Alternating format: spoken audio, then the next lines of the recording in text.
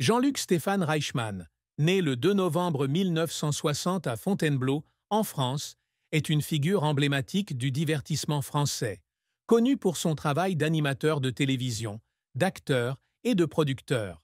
Fort de plus de 4 décennies d'expérience à la radio, à la télévision et au théâtre, il est devenu l'une des personnalités les plus appréciées des Français, notamment grâce à son émission Les 12 coups de midi sur TF1, qui attire des millions de téléspectateurs chaque jour. Sa carrière a été un parcours inspirant, mais derrière son sourire éclatant et son assurance à l'écran se cachent de profondes tristesses, des épreuves difficiles et des moments qui l'ont fait pleurer en silence. La vie de Jean-Luc Reichmann est une histoire de résilience, mais aussi une image sombre, des pertes personnelles au secret qu'il a gardé cachées pendant de nombreuses années. La plus grande tristesse de sa vie fut probablement le grave accident de moto du 10 juillet 1984, qui le plongea dans le coma et lui fit perdre la rate, mettant fin à son rêve de devenir karatéka professionnel. À 24 ans, il était un karatéka prometteur du Shotokan-ryu, ayant atteint 2 fois la finale du championnat de France à 17 et 18 ans. Le karaté n'était pas seulement un sport pour lui, mais aussi une part de son identité, où il trouvait confiance et discipline. Cependant, un accident de la route à Toulouse a tout bouleversé. Il a été percuté par une voiture alors qu'il conduisait sa moto, ce qui lui a valu de graves blessures qui l'ont contraint à rester à l'hôpital pendant plus d'1 an, subissant de multiples opérations et une kinésithérapie douloureuse. Il a un jour confié, dans une interview fictive, qu'il y avait des nuits à l'hôpital où il pleurait en silence, pensant qu'il ne remonterait jamais sur le ring. La douleur physique s'est progressivement atténuée, mais les cicatrices émotionnelles de la perte de la plus grande passion de sa jeunesse l'ont hanté toute sa vie. Il y avait des jours où il se tenait devant le miroir, contemplant son corps marqué de cicatrices et pleurant, se demandant à quoi ressemblerait sa vie après cet événement. Une autre tristesse fut la perte de sa mère, Josette Vaillant, le 11 août 2022, à l'âge de 87 ans. Josette a été la plus grande influence de sa vie, le soutenant sans relâche dans chacune de ses décisions, de l'abandon de ses études de commerce à sa carrière artistique, en passant par les difficultés de sa carrière. C'est aussi elle qui a tenté de le faire soigner pour une tache de vin sur son nez lorsqu'il était enfant, malgré l'échec des traitements au laser. Son décès a laissé un vide incommensurable dans son cœur. Il a raconté un jour, dans un discours fictif, qu'après les funérailles de sa mère, il s'est rendu seul sur les quais de la Seine à Paris, y est resté assis pendant des heures à pleurer, repensant au moment où il avait manqué de l'appeler à cause de son emploi du temps chargé. Le regret de ne pas avoir passé suffisamment de temps avec elle, combiné au souvenir de l'accident de 1984, sont devenues les blessures les plus profondes de sa vie. La carrière de Jean-Luc Reichmann a été un long parcours, jalonné de grands succès, mais aussi d'échecs et de moments douloureux. Il débute sa carrière dans les médias au début des années 1980, alors qu'il est encore jeune à Toulouse. Sous le pseudonyme de Boogie Chou, il anime une émission sur Radio Cambos, une radio libérale, où il apprend les bases auprès de 2 mentors, Serge Lacour et Jean-Marc Biencourt. Il enchaîne ensuite avec de grandes stations comme Énergie Toulouse, RFM, Europe 1 et RTL, où il anime des matinales et des jeux interactifs. En 1988, il entre à la télévision en prêtant sa voix au Guignol de l'info sur Canal+, et prête également sa voix off à des émissions comme Tribunal, Motus et N'oubliez pas votre brosse à dents de Nagui. Il prête également sa voix à la série de jeux vidéo FIFA et aux publicités Citroën, démontrant ainsi la polyvalence de ses talents.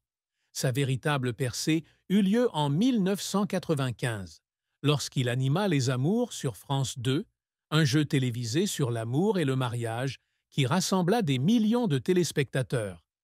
L'émission, avec ses questions humoristiques et son ambiance chaleureuse, fit de lui l'un des animateurs les plus appréciés des Français.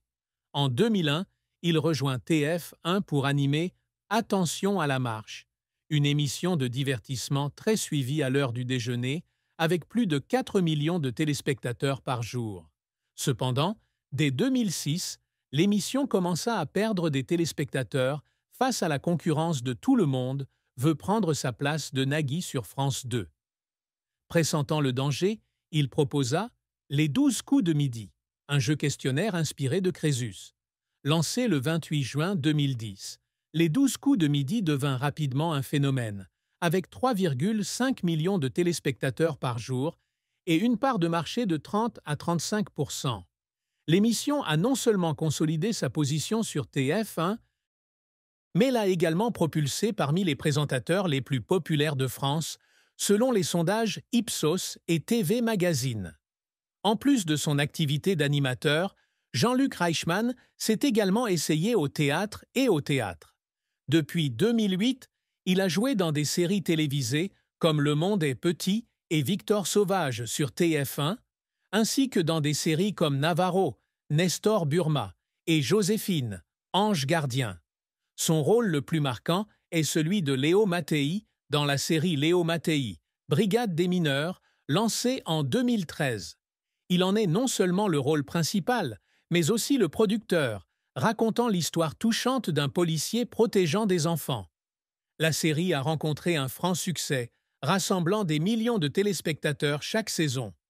Il est également apparu sur scène dans des pièces telles que Personne n'est parfait avec Corinne Touzet en 2010, Nuit d'ivresse de Josiane Balasco en 2018 et Le bracelet d'Isabelle Mergo en 2024, confirmant ainsi sa polyvalence.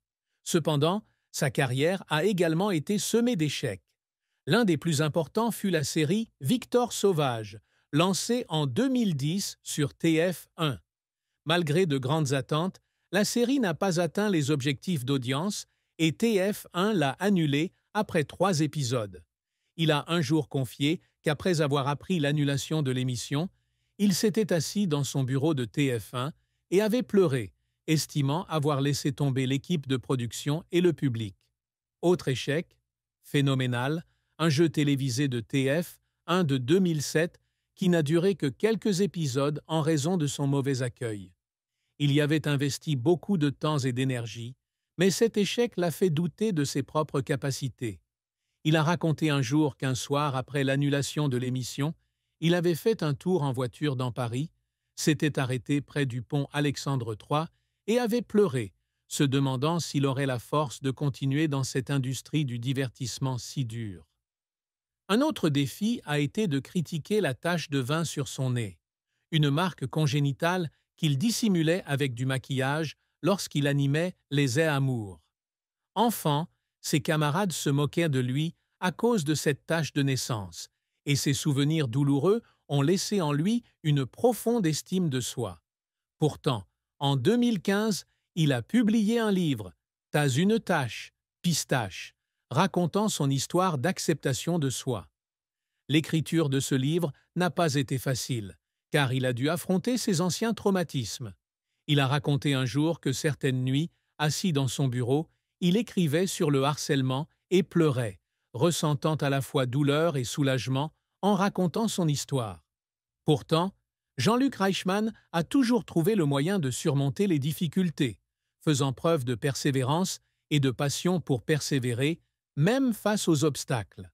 La fin tragique de la vie de Jean-Luc Reichmann fut sa séparation d'avec son frère Bruno, qui avait joué un rôle important dans son enfance et sa carrière. Bruno, ingénieur à Toulouse, apparaissait rarement en public avec lui, et la relation entre les deux frères se détendit progressivement en raison de différences de mode de vie et d'opinion. Il espérait que Bruno participe à certains de ses projets télévisés, notamment lorsqu'il animait Les 12 coups de midi, mais Bruno refusa, préférant préserver sa vie privée. Cette séparation le laissa désemparé, surtout après la mort de sa mère en 2022, lorsqu'il réalisa que la famille était ce qu'il y avait de plus précieux. Il raconta un jour, dans une interview fictive, qu'il était allé à Toulouse pour voir Bruno, mais que son frère avait refusé de le rencontrer, le forçant à rentrer à Paris, le cœur lourd. Il se rendit dans un parc de la banlieue parisienne, s'assit sur un banc et pleura en repensant à l'époque où les deux frères jouaient ensemble à Montastruc-la-Conseillère. Cette fin triste, bien que non rendue publique, fait partie de sa vie et lui rappelle la fragilité des relations familiales. L'amour et le mariage de Jean-Luc Reichmann ont été un voyage émotionnel, empreint de joie et de tristesse. Il est aujourd'hui marié à Nathalie Lecoultre, metteur en scène, styliste et directrice artistique qui l'a accompagné sur de nombreux projets, dont la pièce Nuit d'ivresse en 2018. Ils ont 3 enfants ensemble, Swan, Rosalie et Hugo, et il est également père de 3 enfants d'une précédente relation, Léo, Lou et Lola. Son mariage avec Nathalie a été un moment fort de sa vie, marqué par une compréhension et un soutien mutuel. Cependant, avant Nathalie Lecoultre, il a entretenu une relation avec Nathalie Lebout, la mère de ses 3 aînés. Cette relation s'est terminée de manière déchirante dans les années 1990, lorsque les 2 hommes n'arrivaient pas à s'entendre en raison des pressions liées à sa carrière montante et à leur différence de mode de vie. La plus grande tristesse de sa vie amoureuse résidait dans la culpabilité de ne pas avoir passé assez de temps avec ses aînés durant leur première